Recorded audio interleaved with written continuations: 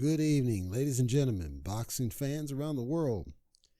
We have our May episode of the Lifeblood of Boxing series. I debated who to cover in May, but I thought it was timely given the most recent fight we saw and the potential for another retirement. I hope there's a retirement. This is one that I've tumbled when to feature. It was never whether to feature this person, it was when. And I think now's the time. Yuriorkis Gamboa has been a very controversial figure in boxing for many years. He's had some very troubling things over his career, and I don't know what's going on in his personal life that's contributed to some of this. I want to break down what I know and just simply celebrate him as a fighter. And I'm trying to stress that I'm celebrating him as a fighter. I don't know the man. I just know that he's had some issues. But I want to celebrate his achievements in the ring. First, you got to learn a little bit about where he came from. He comes from Venezuela, and they actually defected. So there was a whole big story behind this, but the biggest takeaway around this was he's a gold medal Olympian. Many people don't realize gold medal Olympians are rare. It's hard to find. It's not hard to find Olympians. There are a lot of Olympians in boxing. That's where they used to always come from. It's kind of a steady flow. But it's rare to have a gold medal Olympian. And he had to actually sell his gold medal at one point to support his family because they were having a really hard time. And I was thinking of other fighters that had the same challenges coming up. Guys like Sri Saket Sorong Vijay, right? That they just had it rough when they were early in their careers or even before their careers. Rough, absolutely rough. And it seems like an ongoing story that a lot of these had it tough. Many of the fighters that debut now, some of them have it like, yeah, I lived in a poor neighborhood. These are guys like these, it's not even close in how rough their upbringing was. Blair Cobbs and his dad and the whole drugs and all this stuff, just absolute brutal backgrounds. And so I dug a little deeper because I wanted to understand a little bit more about the guy. Yuriorkis turned pro, I want to say it was 15 years ago, almost to the day, I believe. 15 years ago. And the thing with him is he initially was considered one of the next best things in boxing. He was beating really solid fighters. I won't say great fighters, but solid fighters. And he had a very strong run in who he was beating and the way he was taking them out. Everybody saw this guy was something very special. He had won his first world title. I'm talking world title 2 years after he had debuted. That's rare. It's very rare. Like very few fighters are able to even get the title shot that soon after they debut, much less win the darn thing. He gets the title over Jose Rojas, gets a stoppage. I'm pretty sure that was a vacant. It may not have been. All I remember is Jose Rojas, not that well-known of a fighter. You probably wouldn't even know him from very much other than his fight against Chris John. He was not very highly regarded. Solid fighter, very solid, decent, not going anywhere kind of fighter. But it wasn't like he had not been beaten before. He had been beaten before. And he was kind of in the twilight of his career and on the way out when Gamboa met him. And apparently, this is what I understood, is it may have been an interim title. I could have sworn it was a vacant, but maybe it wasn't. But an interim title at featherweight, Gamboa blows him out, and then Rojas is never seen again. But Rojas, again, was already on the decline at the time that they fought. But that was the first title, official title, that Gamboa had held 2 years after debut, which was a good indicator of where he would go next. He then gets the official shot. This is a WBA interim. He gets the official shot for the WBA title that same year against Weiber Garcia. Blows him out, stoppage. Defends the title. Rogers Matagua blows him out, stoppage. Now we're seeing a pattern with Gamboa. He is steadily just destroying guys, and he's fighting at a pretty decent pace. He fought Rojas in April. He fought Garcia in October. he fought Motagua in January the following year. So he's steadily, aggressively defending his title back to back. Early in his career, he fought like 6 or 7 times in the year, and then he kind of slowed down as he was getting title shots. But my point is, he started at a very high pace of back-to-back fights.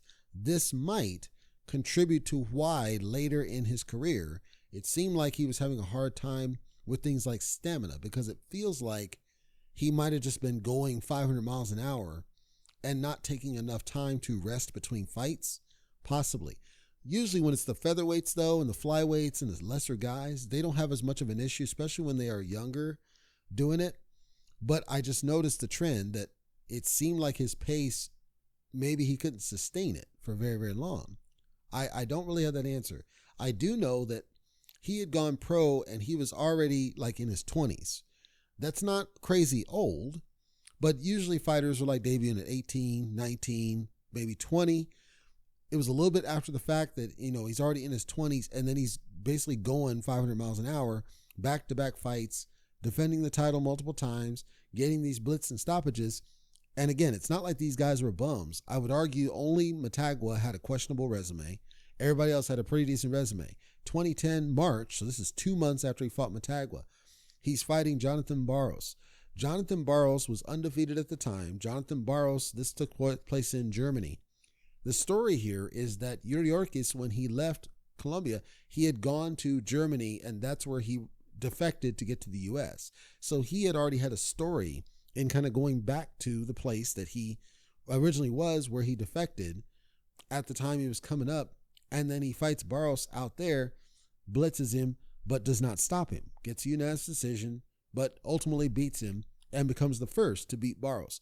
Again, Barros at that time was still a solid fighter. He just had not beaten anybody of any significant note. Arguably a lot of journeymen on the record. And so it's not like he was a step, like a soft touch necessarily. He was a decent fighter, but Barros had not been tested. I guess that's the best way to describe it. He had never been tested. He had a record that didn't really tell the true story. Kind of like Ndongo, very similar in how he had been presented to the boxing community when they fought. Next fight, he's defending the title, WBA, and then going for the vacant IBF title. And he's going to fight Orlando Series Salido, 2010. Everybody knows who Orlando Series Salido is, because Salido, of course, would be the person to hand Nomaschenko his first loss. As well, Salido had been well-traveled, strong in the business. Everybody knew who he was. Everybody knew how dangerous the guy was. Everybody knew that he was a threat to pretty much everybody he got in the ring with over time. And it wasn't until, he didn't really step up as far as competition. He didn't really step up until like his mid-career. Of course, he meets Marquez, and then Marquez dominates him because Marquez is on the come-up. But when he fought Yuriorkis Gamboa, now remember, this is long before Lomachenko, so you got to think this version of Orlando Salido was still essentially in his prime. He'd only ever lost twice, did this, and one of them was questionable whether he lost it. Fights Gamboa. Gamboa takes him basically the full distance and beats him. The story behind that was, later, I'll talk about it maybe briefly, around Mikey Garcia and Salido, comparing performances and how Gamboa was able to pretty much dispatch Salido with veritable ease. I would argue it was the Salido fight that really put eyes on Yuriorkis Gamboa as potentially that next big thing. Because nobody up to that point, like Marquez dominated him certainly, but that's Marquez. Marquez already had a quality record. Marquez was already well-traveled. Marquez had a sound resume. Nowhere close. You got to think about it. Marquez had so many more fights than either of these two guys that it wasn't even close in comparison in what Marquez was able to do to Salido. We expected Marquez to do that to Salido. It wasn't necessarily expected Gamboa would be able to, because Salido was, again, well-traveled compared to him. Not saying that it was anything like he's a bum or any of that kind of stuff. None of that at all. Just saying that at the time, and you got to think about it at the time, nobody expected, Gamboa to be able to do what he was able to do. Many might have thought that he was going to be able to beat Salido, not necessarily beat him that decisively from everybody's eyes. Next fight, Jorge Solis. The controversy around this one, this takes place in the United States. The controversy around the Solis fight is it's again for the vacant IBF title. And of course, Gamboa had fought Salido for the vacant IBF title at featherweight. What happened is Gamboa, during the weigh-in for the Solis fight, he missed weight. And so the IBF withdrew. He basically lost the title on the scales is what happened. So now IBF goes vacant. So it was for vacant, but only if Solis had won the fight. And of course he didn't. Once Yuriorkis missed weight, people started wondering, okay, is he declining or what the heck's going on here? And I remember it seemed like this fight, just the way this all went down and the fight and everything else, seemed like it marked the beginning of his decline. This one right here. And I'm not sure why that was. There was nothing around it that explained it. It just seemed like either he lost motivation or he had a bad, because around this he was dealing with 50 Cent and the Money Team and then the whole Jay-Z stuff. There's all this smoke behind what was happening, but something with the fight, he got to stoppage, but it didn't make sense for him to miss weight. It didn't at featherweight. It didn't make sense for him to miss weight. The reason I'm saying that is he would continue fighting at featherweight. So nobody really understood what the heck's going on. So blows out Solis. Next fight, Ponce de Leon. I would argue that Ponce de Leon is, I'm not going to say he's eye test, but in a way he's kind of eye test as a fighter was Ponce de Leon. Ponce de Leon, the fight, he is most known, arguably most known for his fight later with Adrian Broner, because that was one of Adrian Broner's best performances. I would argue the best version of Adrian Broner was the one that met Daniel Ponce de Leon. That, of course, fight happened just prior to the fight with Gamboa. When Broner fought Ponce de Leon, a lot of people, NSB and other places online, felt as though Ponce de Leon deserved to get his hand raised. I watched the fight. I didn't watch it live. I felt it was a close fight, not a robbery. Could have gone either way. It was close. Broner, I think, made it closer than it needed to be. This is 2011, by the way. And what validated this for me was that later, the fight after this, so then Broner was in March, fights Gamboa in September. In September fight with Gamboa, there's a headbutt and then it goes to the cards. But when you looked at the cards, Gamboa was about to wash him anyway. So I think the Broner and De Leon fight was really more about, okay, well, it is what it is. Broner's didn't show up. Versus when Gamboa fought Ponce de Leon, Gamboa just completely destroys him. Well, if we look at what might have happened because of the Broner fight, we can't dismiss the potential that Broner was more effective than people online were saying. That Broner actually was able to put some kinks in the armor of De Leon, because De Leon was easily on the rise. Easily on the rise. He had lost before, but he was easily on the rise because of how many people he had beaten. Stoppages he was getting, knockouts he was getting. And so people were looking at him as potentially one of these up-and-comers. There was all this, not drama, but build. There was build for the guys that potentially can get in there with, like Juan Manuel Lopez, who he lost to, and so on. And so it was kind of this build narrative, very similar to today's welterweight division. You got different guys that are excelling in different things in parallel, and then they're trying to match them against each other. That's what I saw with De Leon. It just that Broner got to him first. Gamboa, I didn't see it as close. So it didn't matter that the headbutt happened because Gamboa easily washes him. But as I said, it felt like the Solis fight took something out of Gamboa because Gamboa was not able to take out De Leon, which I thought he should have been able to, in my opinion, on my eyes.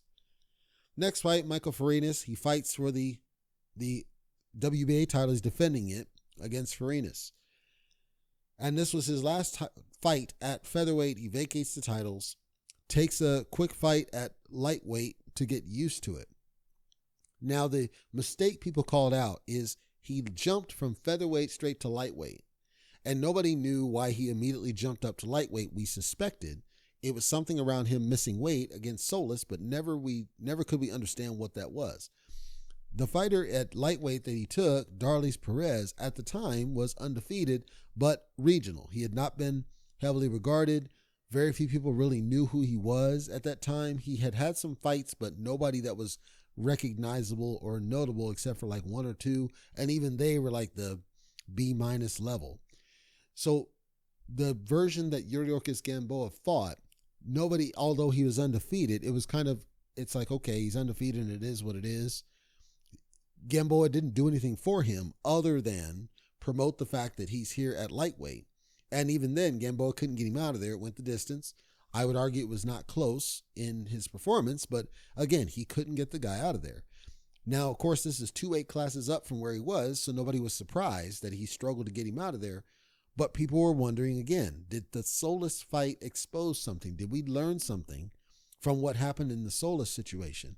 And then that would play into factor potentially when Yuriorkis would fight Terrence Crawford in 2014, June. The fight with Crawford, anybody that remembers that fight will clearly remember that Crawford gets wobbled because he's basically playing around in an exchange with Gamboa. Gamboa hits him pretty much behind the ear. Crawford goes Bambi for a minute and he's backing off. Gamboa can't capitalize on it because he was never taught on how to exploit that gap. He was never taught how to take out an opponent like that. The ones he had knocked out and stopped before were not smart enough to, back off the engagement and defend when they got hurt like Crawford was.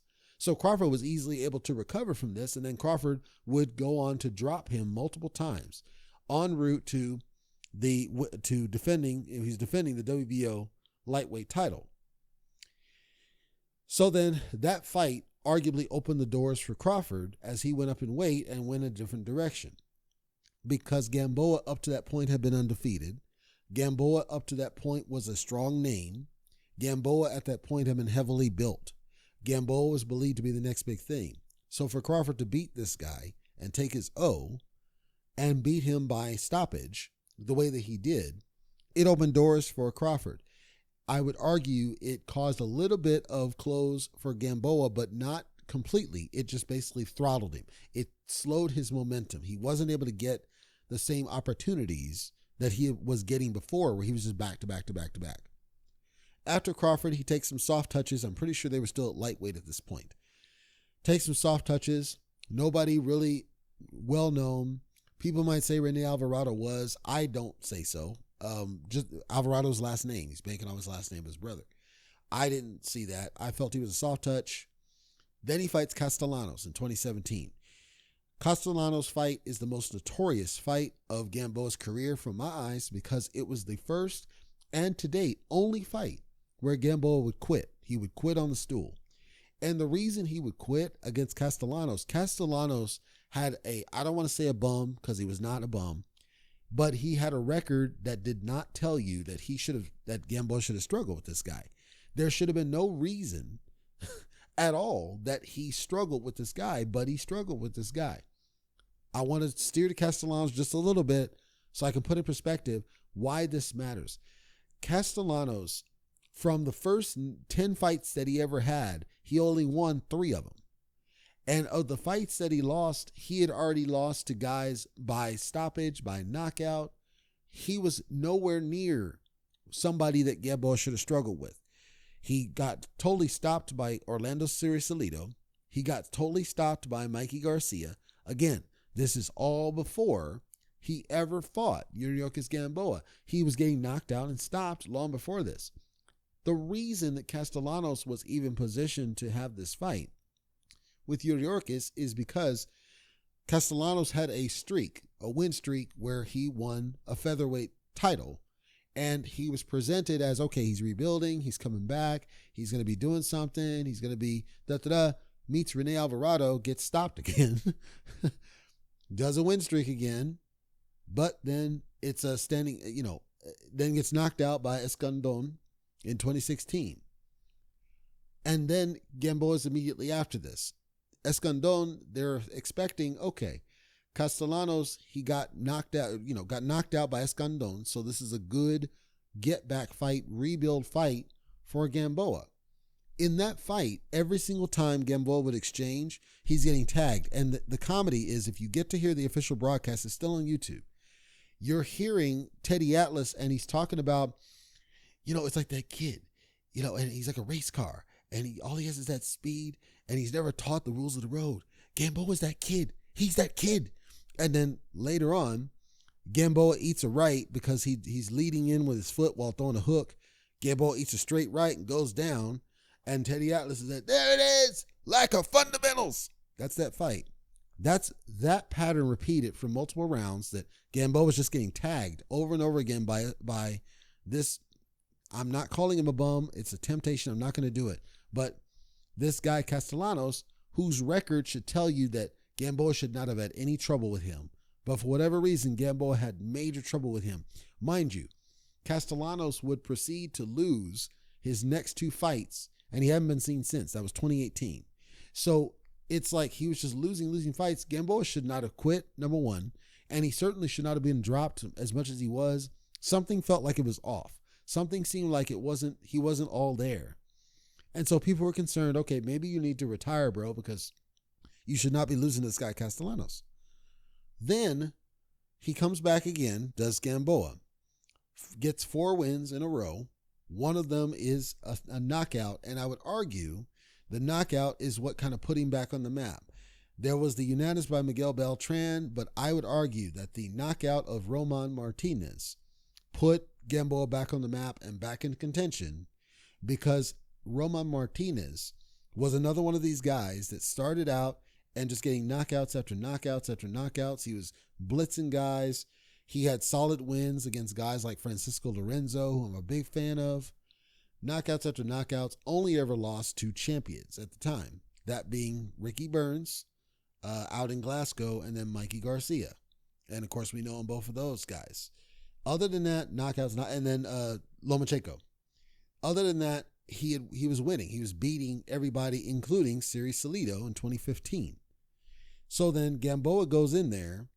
Gamboa gets a win against him. And I would argue that at the time that Gamboa beat Martinez, this was 2019. Martinez was kind of he was kind of leaning older, but he was still solid. He was still dangerous. He was still a threat. And it felt like with the way that he performed Gamboa against Martinez, that was the key to say, okay, I'm back and I'm ready to kind of retake my throne. The other ones, the Beltran, Sosa, I think their names are something, but the Roman Martinez for me felt like this was what told promoters that this guy's still here and he's going to be a threat to people. Fresh off this, that's in 2019 in July. In December, he fights Tank Davis. And everybody suspects that it's a cherry pick for Tank. Tank goes in there, and Tank is barely trying against this guy. He was looking around. He was distracted. There was no point where Gamboa was ever a threat to Tank Davis at all. It was bizarre. It's a weird fight. This is for the WBA at lightweight. Weird fight. And then eventually Tank gets the stoppage. Next, in 2020, so then a year later, in November, Gamboa's back and he's fighting Devin Haney. Devin Haney, everybody knows what he is. Everybody knows who he is. This is now for the WBC light title. And Devin Haney just outboxes Gamboa. There's no point where Haney was even close to getting that knockout or stoppage like Tank. He just completely outboxed, shut him down, shut him out. Okay, people are like, Gamboa, maybe it's time for you to retire because we're seeing what happened with Castellanos. You did get that comeback against Roman Martinez, but then you just got completely dominated by these two champions. Maybe it's time to let it go. Nope. Instead, we hear in this year, last month actually, he got another title shot against Isaac Cruz, who is now they're both fighting for the vacant WBO Intercontinental Light title, which would position them for potentially a future shot at the WBO lightweight champion. And Isaac Cruz completely dominates him, dropped him multiple times. It wasn't close. I don't think Gamboa made any sort of significant damage on Isaac Cruz, whatever. And it's not that Gamboa wasn't in the fight. He was completely outmatched by Isaac Cruz. And that felt like it was more about Gamboa's decline than Cruz, because Cruz is a solid fighter. But Gamboa, if I go back to the Gamboa that fought Ponce de Leon, that version would have beaten Isaac Cruz. I'm confident of this because he was just a more effective swarmer than Cruz ever could think of being. Like Cruz was just coming forward, throwing haymakers the whole night. And Gamboa just didn't have an answer, and he was falling for this every single time. Castellanos, he was landing shots, but he wasn't like overly aggressive. He was just countering very well. But with Isaac Cruz, he was just walking forward, throwing bombs, throwing haymakers. Anybody else at an earlier time, Gamboa would never have been bombed on by those shots that I saw from Cruz. So now Gamboa's 3 losses in a row in his most recent fights. And this is after he had only ever lost to, think of the list here, Terrence Crawford, who at the time was undefeated, and he was unifying lightweight. Castellanos, who, for whatever reason, that record, there was no reason Gamboa should have struggled with him. Tank Davis, who's at the top of the lightweight division right now. Devin Haney, who's a lightweight champion in his own right. And then Isaac Cruz, who wasn't a champion, but he had a great performance against Tank. So it's frustrating.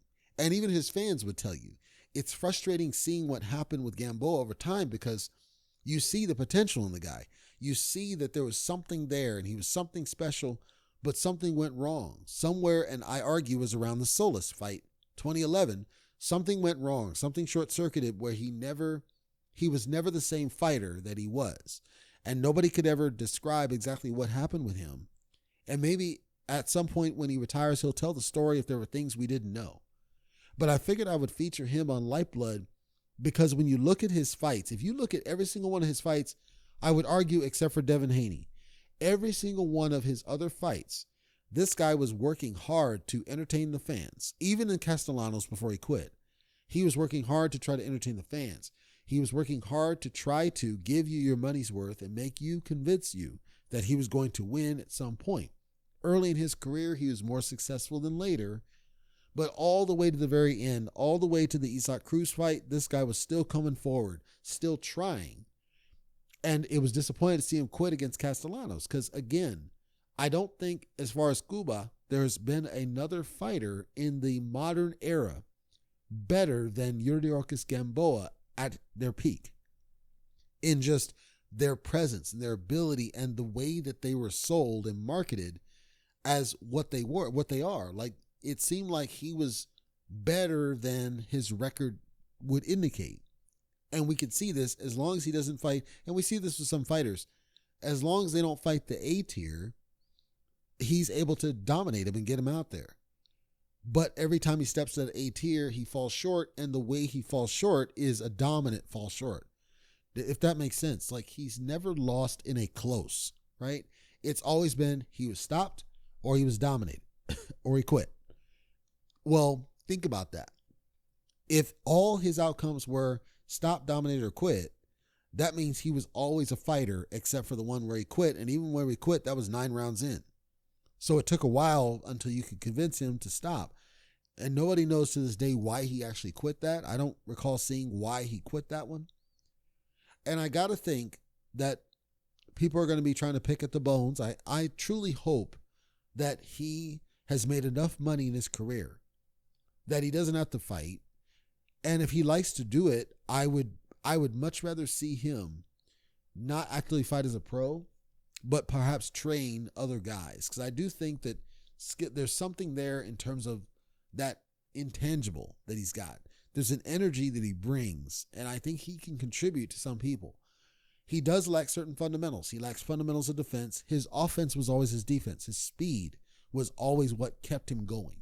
We saw that against Terrence Crawford. His speed is what kept him at the top for so long.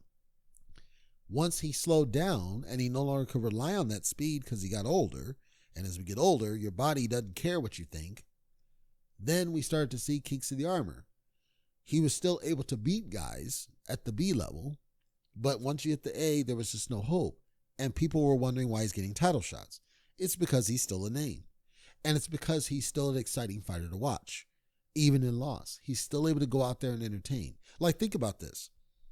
This guy fought Ponce de Leon after Adrian Broner. Adrian Broner is a 4-division champion. Adrian Broner probably made way more money than Yuriorkis Gamboa.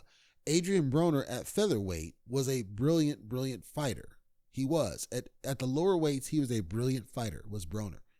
When he went up in weight, he lost it. It started to be about the money, and he was nowhere near the same fighter that he was at the lesser weights. Even when he went down, because I think he went down to fight a couple of people, I forget exactly who, might have been Mikey and one other. He still wasn't that same brilliant fighter because he no longer had the motivation. That's what I see with Gamboa, but again, Broner, on the flip, has never been knocked out, never been stopped, never quit, and he's had close loss decisions, right? Whereas Gamboa is the polar opposite. He's never had a close loss. He's only ever been stopped, knocked out, or quit. Or, stopped, quit, or went the distance, not knocked out. It's weird. It's that weird, how can you have such polar opposites on two of the best fighters of the prior generation? So I don't know. I know that Yuriorkis does not speak English, so I don't know if he was going to listen to this, but I think he's one of those fighters that deserves to be recognized for the fights he did give us. I think he gave us a lot of excitement in the fights. I think his fans were disappointed in him for quitting against Castellanos, rightfully so. But when I look at what he has tried to do, like he tried in every fight he tried, he went out there and tried. He busted his ass to get out there and try. And I got to respect that. I got to respect that because there's so many fighters that just don't. There's so many fighters that they don't try anywhere near as much as he did against every fighter that he's been in there with. Especially when you see just recently what happened with Oscar Valdez against Shakur Stevenson. Valdez didn't try. Like, compare the energy. It's not close. And you get guys like a Valdez who barely try when they hit the top level, and then guys like Yuriorkis who get title shots, but it's like it's not enough because he's too old now. He's just older. It's not anything about a skill change. He's just older. And the Castellanos, something had to be going on. The Solis, something had to be going on. Crawford, we knew there was something with Crawford, but he was even able to stagger and stumble Crawford worse than anybody else ever has since or before. That he can take that and say, no, he's the one guy that was able to cause enough hurt to Crawford to do that. Certainly Velasquez was able to drop him, and it should have been counted. But even after Crawford was dropped, it wasn't like he was major wobbled. He did get wobbled a little bit against Porter, but it wasn't like the Bambi style you saw against Gamboa, which is crazy to see it and to watch it back and to watch that fight back and see Crawford come back from that adversity because Gamboa was giving him everything he could. He gave everything he could against that one. He gave everything he could against Isaac Cruz. It just wasn't enough. And then he was getting outboxed when guys would box him like Davis and Haney. And Tank, he could take him out whenever he wanted to, told me that it was just Gamboa's a different fighter. He's older. Doesn't negate the fact that he was there. And he tried. He tried his ass off. And I give him major kudos credit for that. I don't know what he's doing now. He is active on social media. He still has his following, Cubans mostly. And everybody says the same thing if you ask him. It's like he had so much potential as a fighter. And there was just that period where, and even now, like his record's not terrible. But there was so much more potential in where he could have gone. But until we answer the unanswered questions about what was going on with the deal with Solis fight, we don't know what happened there. We don't know what was physically going on, mentally going on, what was going on in his life. We don't have those answers. And we don't know what was happening with Castellanos. We don't know what's happening there. There were so many unknowns in what was the situation at the time. And we don't know how that would have changed history. We don't know how far he could have gone. Because he's one of those that had he stayed the course and been able to not have that situation with Solis, for example, we don't know how far he might have gone. We don't know if he might have beat Crawford if he had been able to take Solis out. So many fighters have come since, and there are other fighters and Cubans that they've fallen short, and I know it's a pride thing for them, particularly when they lose or they quit. It's heartbreaking for them. Or if they just get beat and they don't think they should have, it's heartbreaking for them because they're all fighters. Some of them are more electric than others. Gamboa is one of those that belongs at the top of that list. I think regardless of where he ended up and where he ends up, I think he's one that he is pretty much, I'm not going to say he's like guaranteed lock Hall of Fame, but I will say that he's one that deserves to be there for what he did do prior to meeting Terrence Crawford. I think he doesn't get enough credit for who he beat, when he beat them, how he beat them prior to meeting Terrence Crawford. And hopefully, again, he's healthy and he's well and he's made enough money that he doesn't need to fight anymore.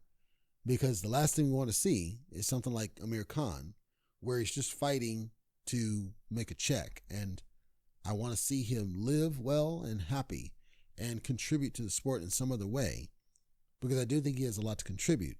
But I personally would not want to see him get hurt with getting matched with young guys that just need a name on the record, which is what it feels like has happened in the last 3 fights.